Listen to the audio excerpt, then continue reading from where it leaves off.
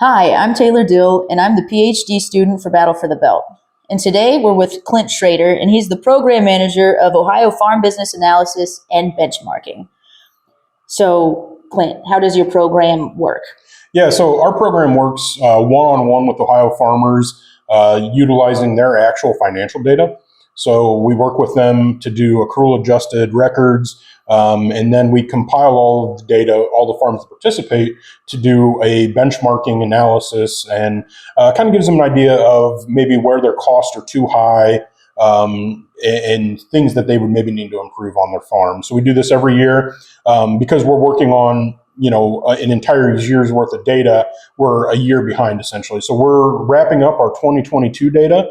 I've got some preliminary numbers to talk about today, but hopefully the full report's going to be available at Farm Science Review.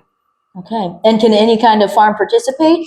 Yeah, so we have a crop summary. We also have a dairy summary, and as our program grows, potentially we could look at organic crops, cattle, you name it. If we have enough farms, we can continue to grow the program and do other summaries, but any farm can participate. Okay. So if a farmer wants to participate, do they get a hold of you? Do you have people regionally that they can get a hold of? Yeah. How do we go about so that? That's actually pretty exciting. We're hiring some new technicians to work on this program. But yeah, get a hold of me. If you're going to be at Farm Science Review, stop by the Fireball building right across from the Ask the Expert stage. I'll be there. We'd love to talk to you. And if you know anybody that's looking for a good part-time job, we are hiring more technicians to kind of expand our reach across the state. Okay, great. Well, thank you for being here today. And since we're talking about Battle for the Belt, corn and soybeans, which crop is the most valuable? Yeah, so year in and year out, it seems like corn always has the higher direct and overhead expenses. So right now, we're coming in for our 2022 numbers. Our farms that participated, our average is $948.57 direct and overhead costs for an acre of corn versus $586.55 for soybeans. When we look at gross return, that's $1,186.46 for corn, and soybeans $779.54. So, corn definitely has more dollars involved.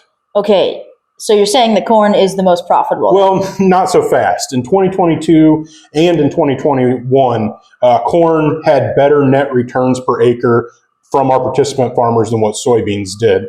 That's the first time that's happened in the 20 years that I looked back through. So in most years, we show higher net returns per acre on our soybean crop than what we do our corn. In fact, over the last 10 years, there's only been 1 year where we've had negative returns on soybeans, and there's been about 4 where we've had negative returns on corn. For 2022, right now, our net return for soybean was $192.99 compared to corn's $237.89.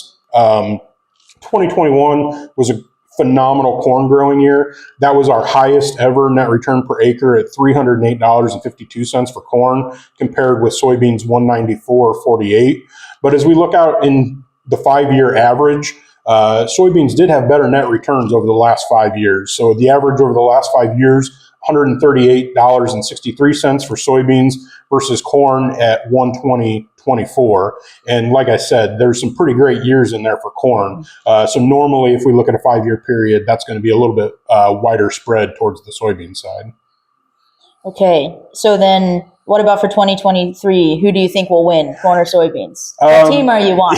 Yeah, I've had a hard time trying to stay out of it and not choose a team yet. But right now, my guess is that soybeans are going to come in pretty strong and come back out on top as the most profitable crop in 2023, just based on our potential markets right now and where things are. So, really excited to wrap up the growing season, get through harvest, and, next year our team will start looking at the data and we'll know for sure. But I guess I'm team soybean right now. All right, one more for team soybean then.